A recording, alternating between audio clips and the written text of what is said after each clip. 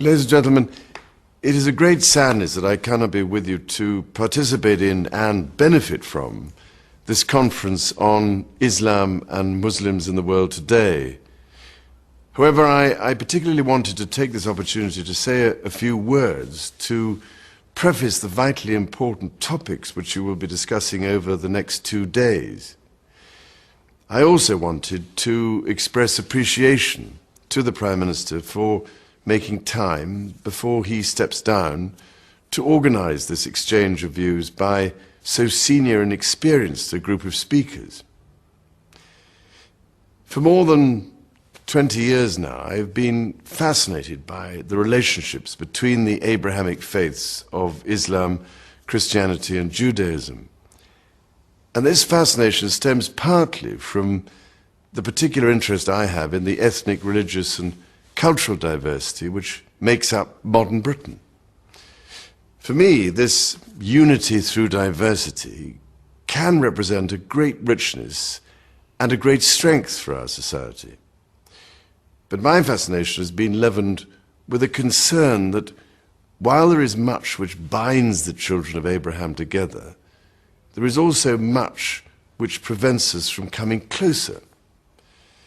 This concern has been steadily growing, and as long ago as 1993, some of you may recall that as its patron I gave a speech at the Oxford Centre for Islamic Studies in which I said, I believe wholeheartedly that the links between these two worlds matter more today than ever before, because the degree of misunderstanding between the Islamic and Western worlds remains dangerously high, and because the need for the two to live and work together in our increasingly interdependent world has never been greater. Well, ladies and gentlemen, I have rarely hoped more fervently to be proved wrong. Sadly, events have shown that there was at least some truth in my analysis. Despite advancing these thoughts nearly 15 years ago, however, I have never subscribed to the view that a so-called clash of civilizations is somehow inevitable. Indeed, I believe that by redoubling our efforts to promote tolerance and understanding, people at all levels of society can make all the difference. This, of course, is very easy to say, but I have a feeling that the doing may also be within our grasp. In fact, while many commentators have expressed reservations about the resurgence of spirituality around the world, I find this a profoundly heartening sign. I cannot claim to be qualified to interpret the sacred texts of any of the great faiths, that is, for those called and properly trained to be spiritual leaders. But I do think that there is great wisdom in the Arab proverb which says, what comes from the lips reaches the ears. What comes from the heart reaches the heart. So when my heart tells me to work towards greater tolerance and understanding, my head tells me that to translate this into action, we could do worse than begin by reassessing, calmly and rationally, our perceptions of one another. There is so much ill-informed and reactionary commentary that it is hugely difficult for the man or woman, or indeed the young person in the street, to know where the truth really lies. Western perceptions of Islam and Muslim perceptions of other faiths seem to me rather like the two ends of a balance. What affects one immediately and unavoidably affects the other. Ladies and gentlemen, I believe that resolving imbalance through balanced thoughts and balanced actions is an essential first step, and one which each and every one of us can take. Now, I'm not trying to say that we are all the same. We are not. But when we think about it, we do share common values, and I have no doubt that this conference will enhance and enrich our understanding of them. As the Christian tradition teaches us, let brotherly love continue, "Be not forgetful to entertain strangers, for thereby some have entertained angels unawares."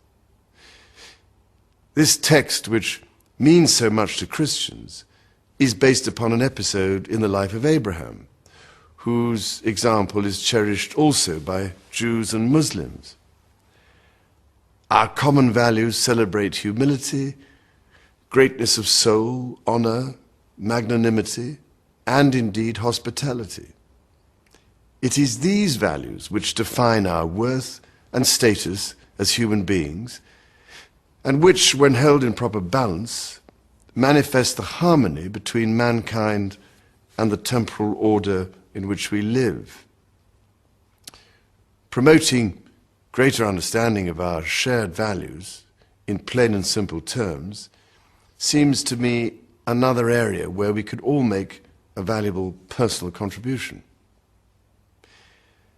A third area in which I believe we all have a role to play is in educating those who confuse extremism and the norm. Extremism is, by definition, the exception. It is not the standard by which any informed judgment can be made. Tragically, extremism exists within every faith, within every culture and tradition, and none is immune from the devastating consequences which result from its confusion with the normal thoughts, words, and deeds of the overwhelming majority. But to confuse extremism with the norm is to ignore, in some cases perhaps deliberately, our common values. It is to be part of the problem, not part of the solution. By working together, we can move mountains.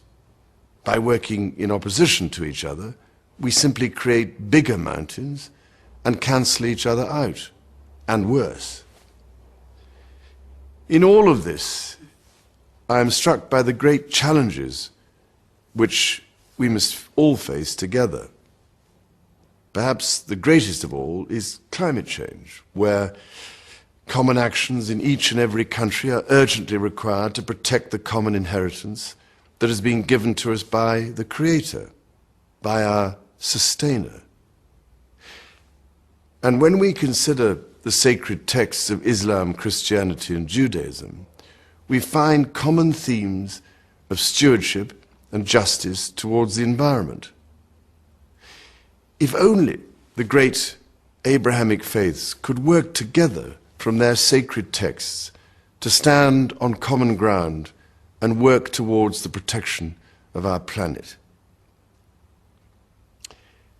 Ladies and gentlemen, I do hope that the great minds and the wealth of practical experience gathered together in this room will be able to move the debate forward.